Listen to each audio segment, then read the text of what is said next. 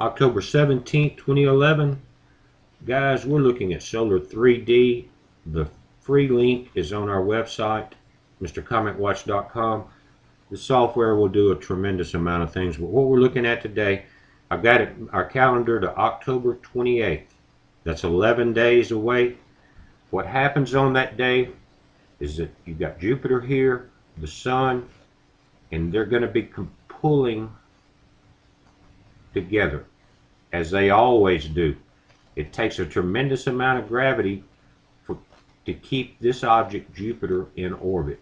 It has a pull, the Sun has a pull, and they react together to keep it in this orbit. On that day, right here in the middle, is Earth. And it's one of the strongest tugs in our solar system.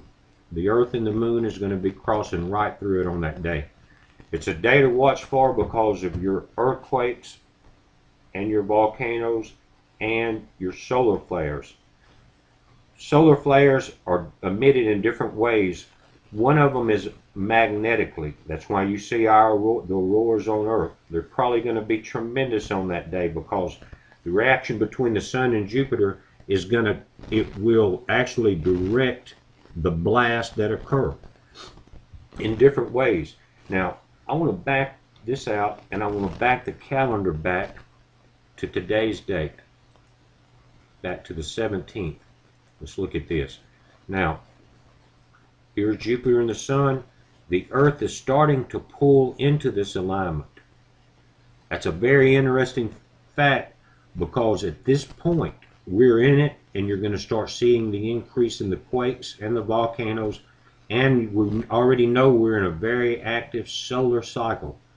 So between now and the 28th, as we move into this alignment, let me go back to here, you're going to have to watch everything going on. This date could be critical on the 28th, not just in the ways that we normally look at this thing, but I want to show you a couple other things. Bear with me. Now, this is a diagram. I think this is from Mr. John Coleman. There's several others that are there, but it's the last wave of the Mayan calendar. It starts on March 9th, ends on October 28th, the day I just showed you on our alignment day. Now, I'm not an expert in this field, far from it. I will be on a radio program tomorrow night with Mr. Marshall Masters, and he knows a lot more about this, and I'm going to ask him some questions about it, and maybe he'll answer them for us, but he knows a lot more about this than I do. But what I want to point out, this is like a sine wave. It has 17-day approximate cycles on it, and a week after this cycle started, we had the Japan quake, and we know how devastating that was.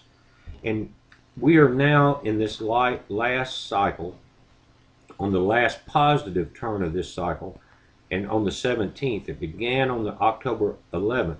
If you guys remember, we were all puzzled here why the earthquakes and volcanoes and solar flares were so quiet, and they picked back up on the 11th. Again, I'm not an expert on this, but I keep my eyes open, and it's not just the Mayan religion. There are people now that for the last 6 years in India, some of their high spiritual leaders, and some of them I've listened to the things that they've talked about, and a lot of them are very wise. They talk about Jesus Christ. They talk about the sayings that he had and the things that he watched out for. And they're pointing to this October 28th date right here as a day of great spiritual awakening. Now, I always look at it from the science point of view. And when you have these alignments and you have solar flares, you have a tremendous burst of energy and light. Light is a strange animal. It can do a lot of things. Different wavelengths can do different things. It can affect DNA, they say, in different ways. Fluorescent light can use to kill germs. It has many aspects. I'm not an expert on all of those. I just like to keep my eyes open. Hold on one moment. Now, this is an article from wired.co.uk, and you can read about this. Just type cold fusion into Google, or type ECAT world into Google and read about this. What it is Andrea Rossi is a Italian scientist that has been experimenting and developing this cold fusion as an alternative power source for the entire planet. It's supposed to be much safer than the fusion that we use now, but what caught my eye about it, I'm not an expert in cold fusion either, so don't get me wrong, but everyone should go and read this article and anything you can find out about ECAT and the cold fusion. They really don't know what will happen when this process is started, but they're talking about units that can be household units that are practically cost-free once you buy the unit, as far as operating it and the energy that it can put out. But one of the things that caught my eye is they've moved the release date up to October 28th. Now this isn't just an obscure man. People even, I want to show you a couple things on this. It says a few scientists still do the work in this field, notably at the U.S. Naval Research Laboratory. Occasional papers are published claiming positive results in the area of low energy nuclear reactions and excess heat generation. Nobody calls it cold fusion, and this is an area led by experiment rather than theory. But some scientists are breaking cover. And it goes on to talk about Frank Ackland and the ECAT World website.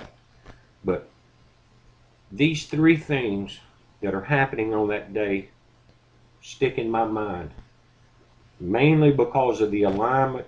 But when you start talking about a world awakening spiritually, and you start talking about cosmic rays, what are we looking at, guys? It's time for us to open our eyes in more than just the physical sciences. Religion and science have always been tied together, not always on the friendliest terms, but it's coming back to that. That's why so many people have looked at this channel, because of science, because they're looking for answers. The study and the things that I showed you may be very powerful. But again, we've got the radio interview tomorrow, West Coast time, 5 to 7. That will be Tuesday, October the 18th, with someone I respect very much, Mr. Marshall Masters. So you guys have a good evening. We're going to do an update on the earthquake and volcanic activity.